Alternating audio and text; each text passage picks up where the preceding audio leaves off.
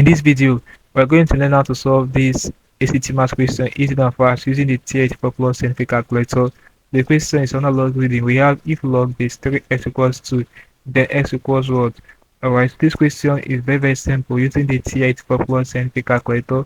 Let's get started. The very first thing you have to do will be to reset the calculator to put it in default mode. So to reset, press the second button, this plus button, go for option 7, press 1 and press 2 and it will do this for you. Alright, so it's done. Press this clear button. Now we need to go to equation solver. You press math, scroll up, so look at solver, press enter. Alright, so for E1 we're going to impute log base 3x. So let's locate the right log base function on the calculator. You press math, scroll up, so scroll up again. This is it, log base. That's the function I'm looking for. Press enter. So the base is 3. Come here and put x. Alright, go to E2 and put 2 here. So I go to group, press this graph button for OK. So assign x to be 0 here. Very important. To solve it now, press alpha and this enter button.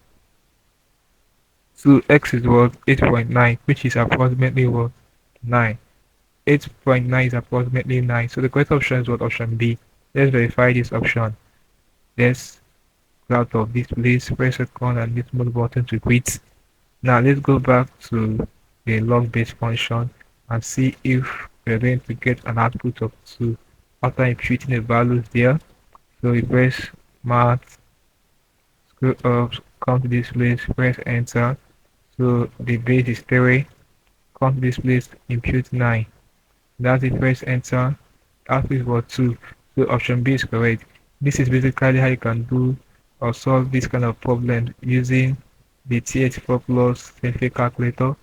Hope you learned something interesting from this video. Let's call the video, guys. If you are new to my channel, ensure that you are subscribed to this channel by hitting the subscribe button for more of these videos. Also like, share, and comment on this video.